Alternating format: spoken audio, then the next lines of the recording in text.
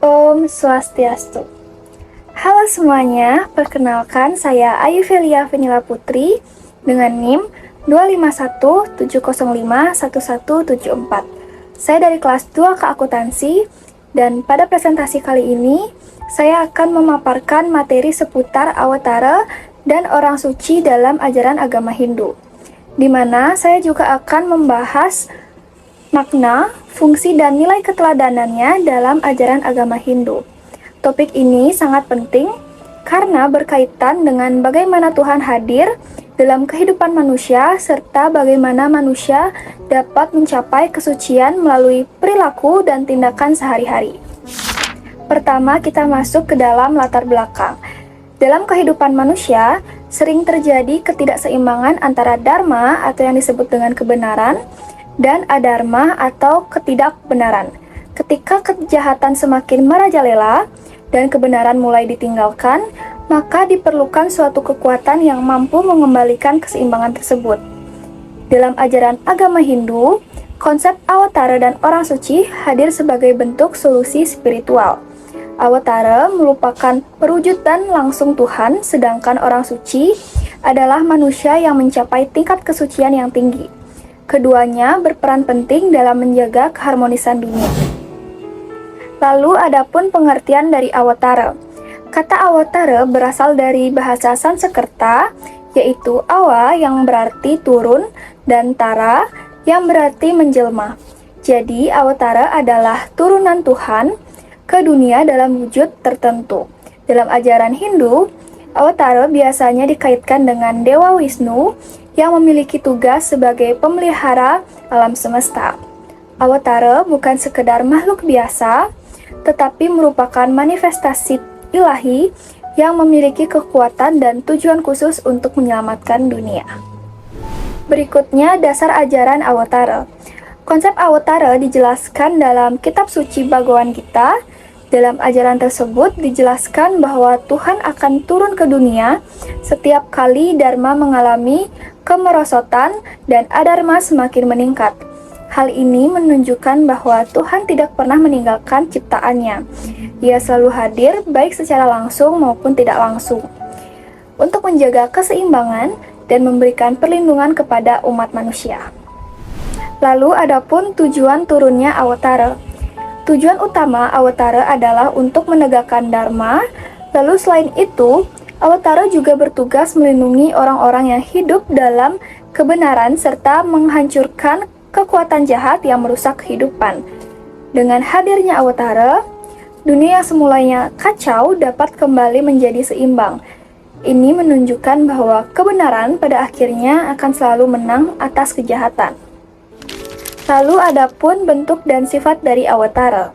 Awatara tidak selalu berbentuk manusia, namun dalam ajaran agama Hindu, Awatara bisa berupa bentuk hewan, manusia, ataupun gabungan dari keduanya.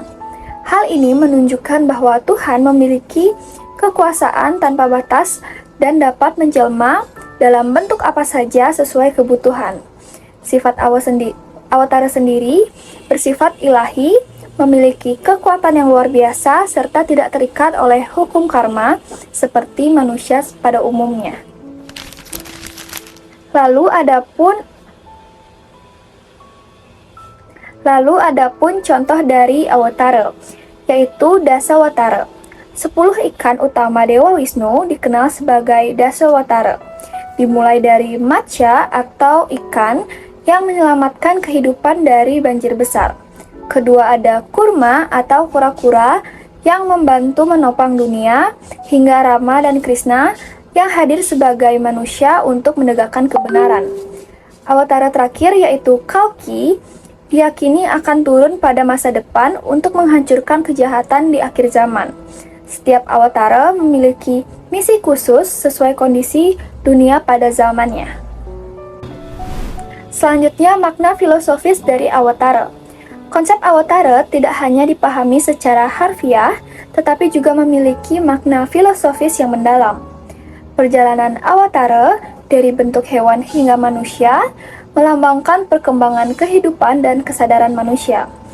Selain itu, Awatara mengajarkan bahwa dalam kehidupan, kebaikan dan kebenaran harus selalu diperjuangkan, karena pada akhirnya Dharma akan mengalahkan Adharma. Selanjutnya kita masuk ke dalam pengertian dari orang suci. Orang suci adalah manusia yang telah mencapai tingkat kesucian melalui usaha spiritual yang panjang. Mereka bukanlah perwujudan dari Tuhan, tetapi manusia biasa yang berhasil mengendalikan diri dan mendekatkan diri kepada Tuhan. Orang suci sering disebut sebagai resi atau maharesi yang hidupnya dipenuhi dengan kebijaksanaan dan kedamaian. Orang suci dalam agama Hindu adalah individu yang telah mencapai tingkat kesucian tertentu melalui tapa, brata, yoga, ataupun semedi, serta berperan sebagai pemandu spiritual umat. Mereka dibagi menjadi dua golongan utama, yaitu yang pertama ada Eka Jati atau lahir sekali seperti pemangku atau pinandita, dan Dwe Jati lahir dua kali seperti Sulingge atau Pandita. Berikutnya proses menjadi orang suci. Seperti yang saya jelaskan tadi, bahwa untuk menjadi orang suci, seseorang harus melalui proses yang tidak mudah. Mereka melakukan tapa atau pengendalian diri, meditasi, yoga, serta menjauhi hal-hal yang bersifat duniawi. Proses ini membutuhkan kesabaran, ketekunan, dan ketulusan hati. Dengan latihan spiritual yang terus-menerus, seseorang dapat mencapai kesucian dan kebijaksanaan. Adapun ciri-ciri dari orang suci, di mana orang suci memiliki kehidupan yang sederhana dan tidak terikat pada materi. Mereka mampu mengendalikan pikiran dan emosi, serta selalu bersikap tenang dalam menghadapi segala situasi.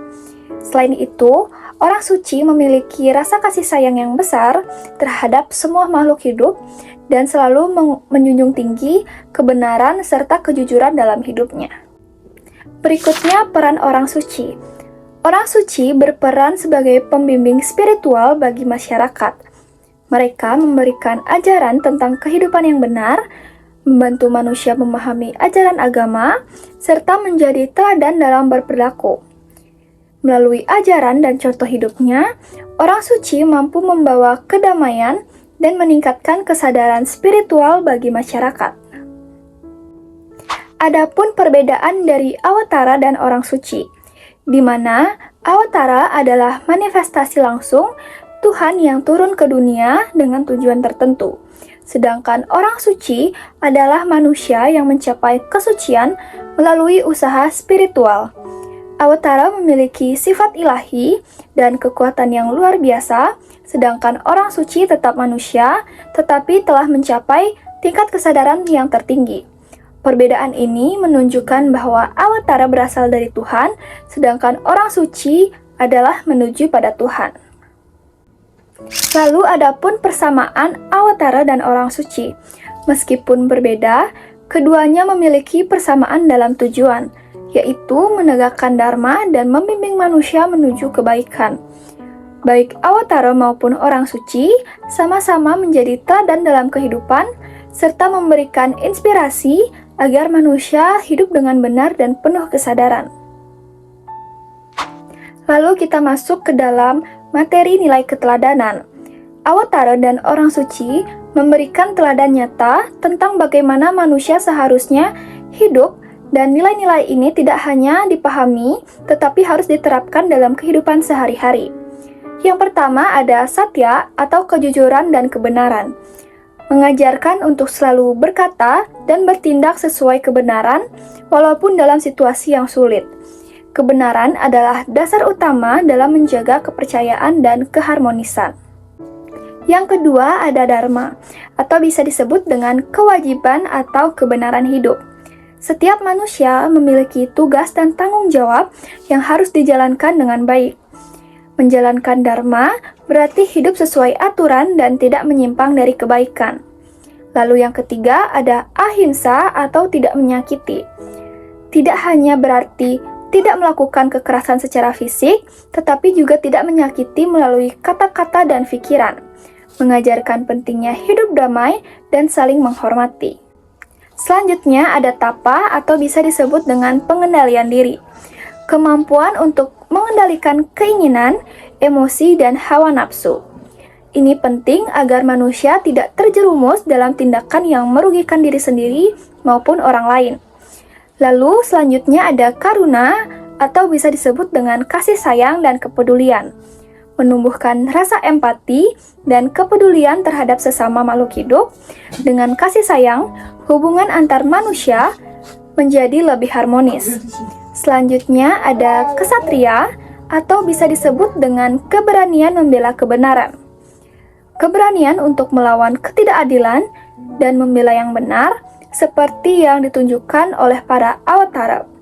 Nilai ini penting agar manusia tidak diam terhadap kejahatan. Lalu ada pun penerapan dalam kehidupan. Dalam kehidupan sehari-hari, kita dapat meneladani ajaran tersebut dengan bersikap jujur, menghormati orang lain, serta menjaga sikap dan perilaku. Selain itu, kita juga harus belajar mengendalikan diri dan tidak mudah marah, juga selalu berusaha melakukan kebaikan dalam setiap tindakan. Dari pemaparan materi dari saya tadi, dapat saya simpulkan bahwa awatara dan orang suci merupakan bagian penting dalam ajaran agama Hindu yang berperan menjaga keseimbangan dunia. Awatara menunjukkan bahwa Tuhan selalu hadir dalam kehidupan manusia, sedangkan orang suci menunjukkan bahwa manusia mampu mencapai kesucian melalui usaha.